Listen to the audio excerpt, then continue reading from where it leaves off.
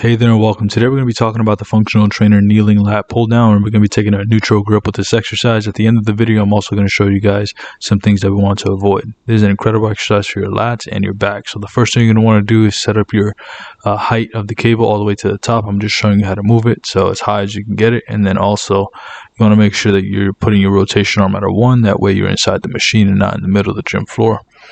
Then what you want to do is choose the appropriate weight. With this exercise, you could go a little bit heavier than normal, but you just want to make sure you can do 20 repetitions comfortably and then slowly start to increase the weight over time. It's every other week or so.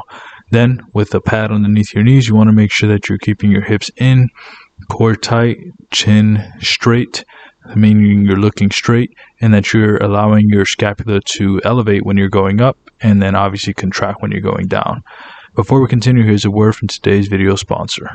I'm today's video sponsor, and if you'd like help losing fat or gaining muscle, there are a few ways I can help you down below. Either set up a free consultation with us, purchase through one of our free affiliate links, or purchase one of our instant access affordable training programs. Can't wait to be of service to you. Now let's get back to the rest of the video.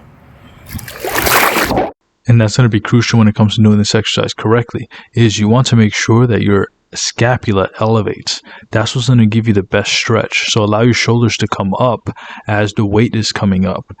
And it may seem like you're losing tension, but you're actually not. You're allowing your body and muscles to actually stretch in that position. Then when you're pulling it down and you're contracting and depressing the scapula, you're actually contracting the areas that you want. But you want to make sure that you're moving through that full range of motion, because that's what's going to give you the most activation and tension on the muscles that you want to train, which is your back and lats. And for most people who struggle with doing, let's say, a pronated lat pull down or have any shoulder problems, this is probably going to be the safest variation of an exercise. Is usually when you do a neutral grip. It doesn't require that much rotation of the forearm or shoulder. It's more comfortable, basically. Now, with that said, you also want to make sure that, like I said, you keep those hips and the glutes tight. You're pushing them in, not excessively, but just enough to keep your body upright. Also, keep your core tight. That way, you're not like bending over, and then keep your chin straight. And then as you're pulling it down, do it in a slow and controlled fashion. You don't want to be rushing this movement.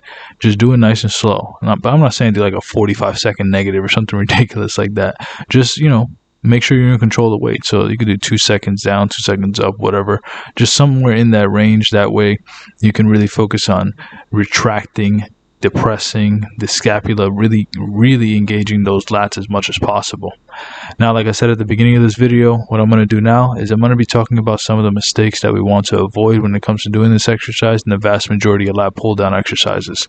First one is you don't want to be sitting back into your heels, because you're changing the angle of the exercise. Also, make sure to keep your forearms at the same angle as the cable and pull down to a little bit lower than your chin. Another common mistake is doing half reps. This usually means the weight is way too heavy. Don't do half reps at the bottom or at the top of the range of motion.